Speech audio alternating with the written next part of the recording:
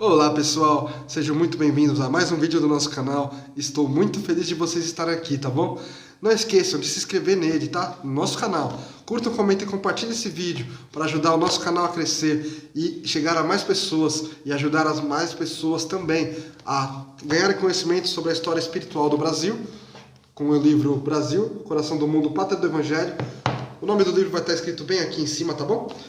Vamos continuar essa série com o capítulo 19, a independência. O movimento da emancipação percorria todos os departamentos de atividades políticas da pátria, mas por disposição natural era no Rio de Janeiro, o cérebro do país, que fervilhavam as ideias libertárias, incendiando todos os espíritos. Os mensageiros invisíveis desdobravam sua ação junto de todos os elementos, preparando a fase final do trabalho da independência através dos processos pacíficos.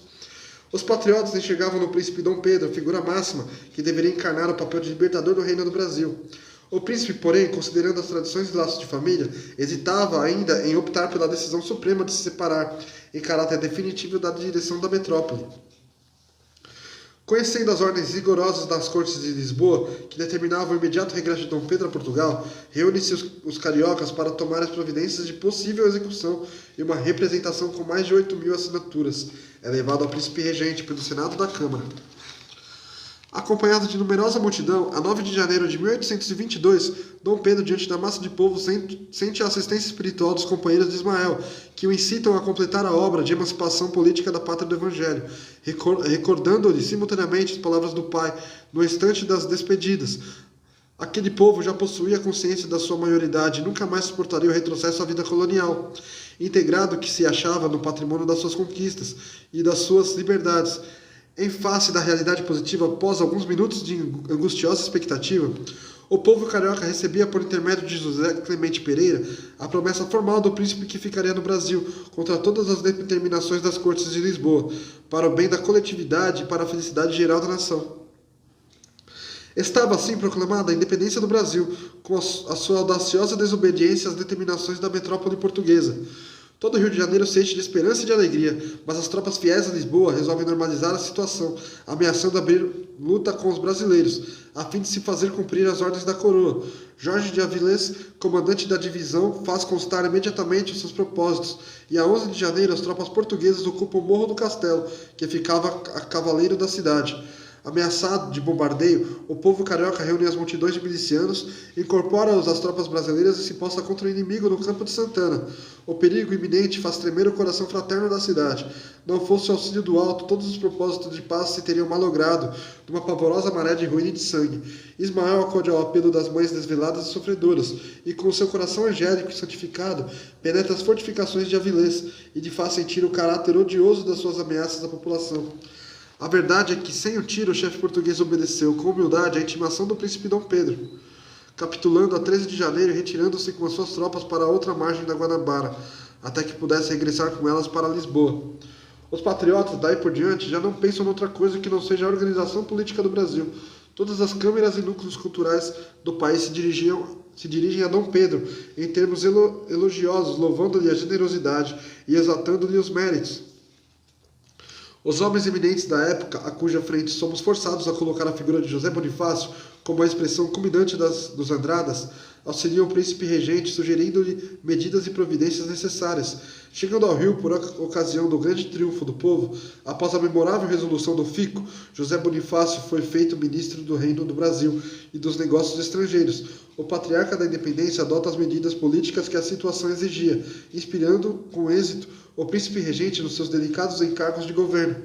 Gonçalves Ledo, Frei Sampaio e José Clemente Pereira, paladinos da imprensa da época, foram igualmente grandes propulsores do movimento da opinião, concentrando as energias nacionais para a suprema afirmação da liberdade da pátria. Todavia, se a ação desses abnegados, condutores do povo, se fazia sentir desde Minas Gerais até o Rio Grande do Sul, o predomínio dos portugueses desde a Bahia até o Amazonas representava sério obstáculo ao incremento e consolidação do ideal emancipacionista. O governo resolve contratar os serviços das tropas mercenárias do Lord Cochrane, militar e nobre escocês, o cavaleiro andante da liberdade da América Latina. Muitas lutas se travavam nas costas baianas, e verdadeiro sacrifício se impõe aos mensageiros de Ismael, que se multiplicam em todos os setores com o objetivo de conciliar seus irmãos encarnados, dentro da harmonia e da paz, sempre com a finalidade de preservar a unidade territorial do Brasil, para que se não fragmentasse o coração geográfico do mundo. José Bonifácio aconselha Dom Pedro uma viagem a Minas Gerais, a fim de unificar o sentimento geral em favor da independência e serenar a luta acerba dos partidarismos. Em seguida, outra viagem, com os mesmos objetivos, realiza o príncipe regente a São Paulo.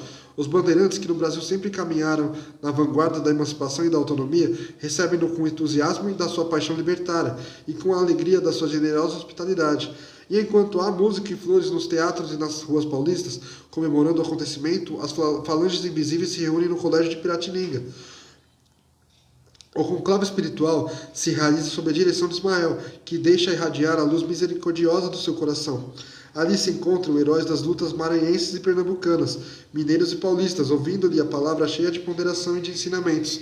Terminando a sua alocução pontilhada de grande sabedoria, o mensageiro de Jesus sentenciou: a independência do Brasil, meus irmãos, já se encontra definitivamente proclamada. Desde 1808, ninguém lhe podia negar ou retirar essa liberdade. A emancipação da pátria do Evangelho consolidou-se, porém, com os fatos verificados nesses últimos dias. E para não quebrarmos a força dos costumes terrenos, escolheremos agora uma data que assinale aos pósteros essa liberdade indestrutível.